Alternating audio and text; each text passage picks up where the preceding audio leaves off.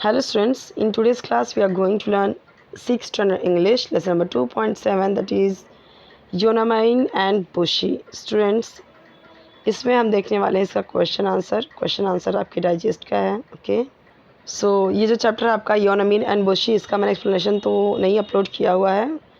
अगर आपको चाहिए एक्सप्लेनेशन तो आप कमेंट सेक्शन में बताइए, फिर मैं उसका भी अपलोड कर दूँगी. हम देखते हैं डाइजेस्ट का आंसर, क्योंकि मुझे यही कमेंट आया है. आपको डाइजेस्ट का आंसर चाहिए, आपको वर्कबुक कंप्लीट करनी है, एग्ज़ाम्स भी हैं आपके. सो देखते हैं फटाफट. देखिए, मार्शल आर्ट्स क्या होता है? Any of the fighting sports like judo and karate. एक टाइप्स का ये क्या है? ये फाइटिंग स्पोर्ट है.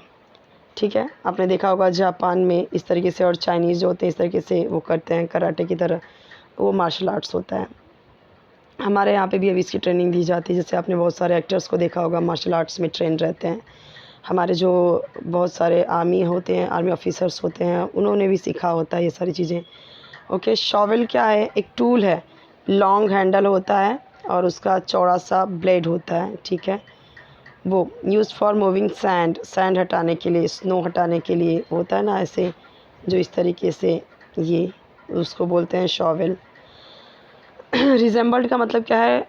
लुक्ड लाइक, दिखना, किसी चीज़ की तरह. लुक्ड लाइक मतलब उसकी तरह रिजेंबल होना. Customary means usual. Throw a punch, hit somebody with your fist. मुक्के से ऐसा फीस्ट यानी पूरा मुट्ठी बना के किसी के ऊपर पंच मारना. ठीक है. अनसपोर्टिव यानी नॉट फेयर और generous in your treatment of others. Recruited means hired for a job. Fragile means not strong, delicate मतलब ज़्यादा स्ट्रॉन्ग नहीं, डेलिकेट होना, कमज़ोर होना, नाजुक होना. क्रूशियल यानी एक्सट्रीमली इम्पॉर्टेंट. ओके, चलिए नेक्स्ट क्वेश्चन देखते हैं अभी. Piercing eye means eyes that seem to notice everything, जो हर तरफ नोटिस करती रहती है. ठीक है. बैंडिट्स मतलब क्या होते हैं? वो चोर, डाकू, लुटेरे जो ट्रैवलर्स पे अटैक करते हैं, उन्हें लूटते हैं. Shabby means old and in bad condition, उसको बोलते हैं shabby. Smearing means spreading over a surface, पूरा फैला हुआ. Clump of trees means a group of trees close together. Fork means a place where a road divides into two parts. Sash means a long strip of cloth worn around the waist or over one shoulder. लंबा सा एक strip होता है पट्टी की तरह जो कमर पे बांधते हैं. ठीक है. Captivity means imprisonment. Under estimate means किसी को भी कमज़ोर ना समझना. आ जाते हैं क्वेश्चन आंसर. ये सारे इंपॉर्टेंट थे क्योंकि आपको उसके मीनिंग्स पूछते हैं और जानना ज़रूरी है उसके मीनिंग्स, तभी आपको लेसन समझ में आता है. योनामीन्स आइडियाज़ अबाउट मैरिज. क्या था उसका, शादी के बारे में क्या आइडियाज़ थे उसके? सो उसने कहा would only marry a man who would beat her in a fair fight, उसको फाइट में हरा देगा.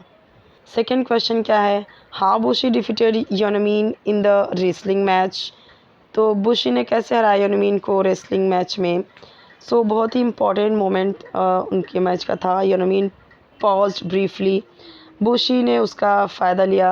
उसी मोमेंट पे उसने क्या किया, उस पर स्विफ्ट पंच किया. ठीक है. Why Yonamin Yonamin's father was worried. क्यों टेंशन में थे? क्योंकि वो he would find a young man who would marry a woman who was bigger and stronger than him. देखते थे कि हर इंसान शादी करता है भले से स्ट्रॉन्गर है. ठीक है.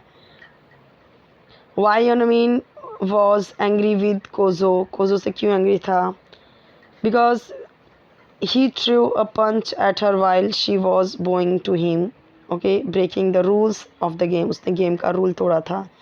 ओके, जब वो she was bowing to him, झुके थे उसकी तरफ. The type of girls that young man wanted to marry. So young man wanted to marry girls who could cook and wash and make tea for their husbands. तो लोग ऐसी लड़की के साथ शादी करना चाहते हैं जो कुक कर सके, वॉश कर सके, कपड़े वपड़े धो सके, बर्तन धो सके, चाय बना सके अपने हस्बैंड के लिए. ठीक है. अब यहाँ पे देखते हैं right a short note on Kojo. Kojo पे देखते हैं क्या है short notes.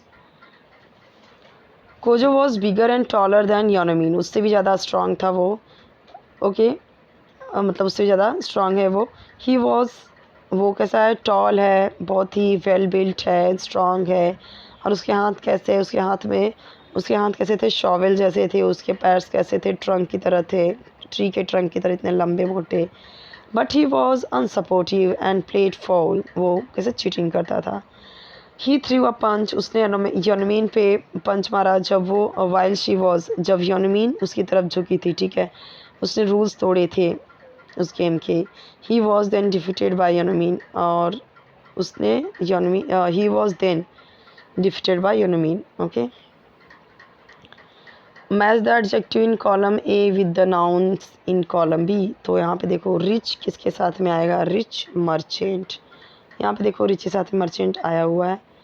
Okay, fair fight, promising wrestlers, person guard, crucial moment, splendid marriage यहाँ पे। और इसी का आंसर यहाँ पे लिखा हुआ है ऑलरेडी, बट कई सारे बच्चों को ये समझ में नहीं आता कि कैसे लिखा गया है, क्यों लिखा गया है, इसलिए मैंने यहाँ पे आपको एक्सप्लेन कर दिया कि कैसे, क्योंकि आप स्टार्टिंग से ऐसे ही पढ़ते आए हो, तो बहुत सारे बच्चों को इसमें डाउट होता है।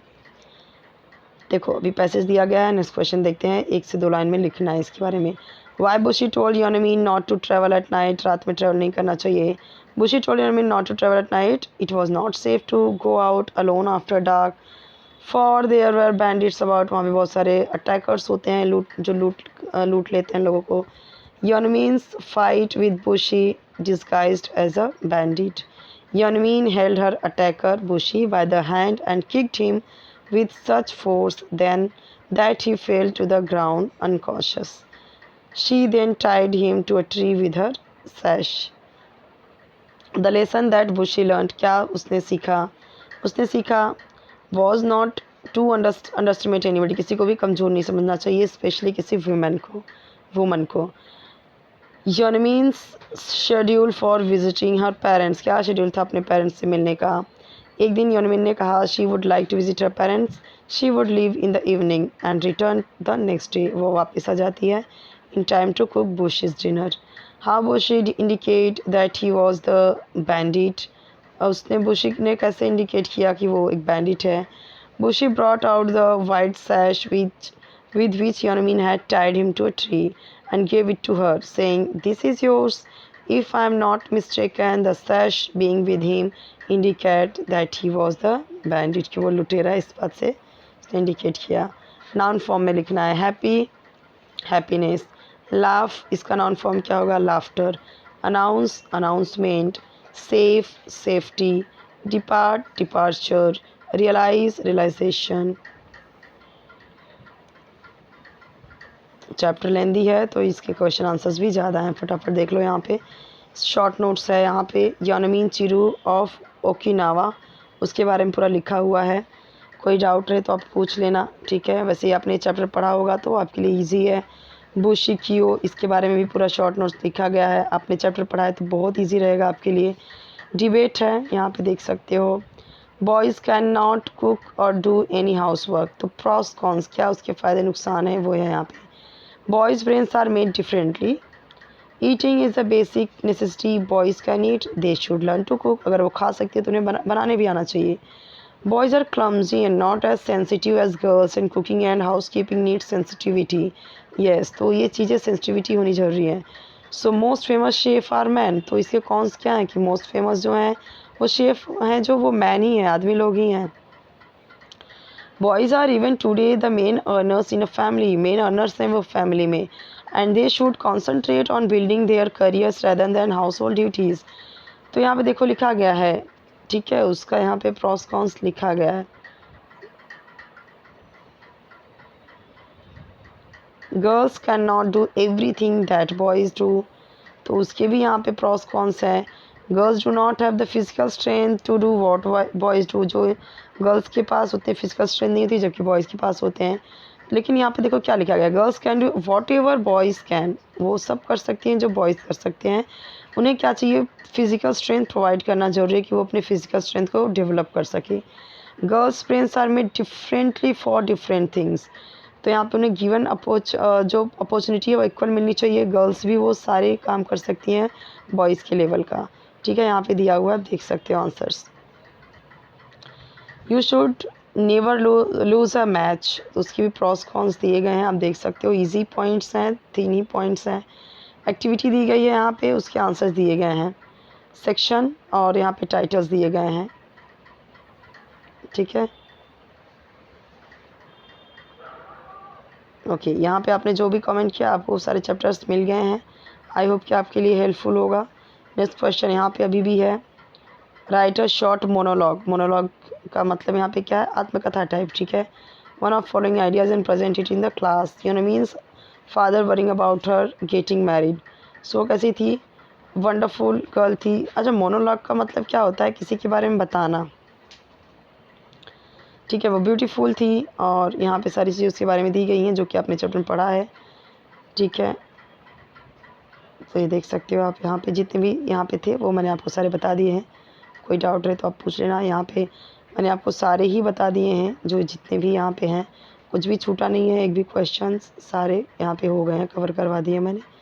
और बहुत ही ईज़िली मैंने एक एक क्वेश्चन को स्लाइड किया है, बहुत ही मतलब स्लाइडली शो किया है ताकि आप वीडियो को पॉज करके लिख सको, कंप्लीट कर सको।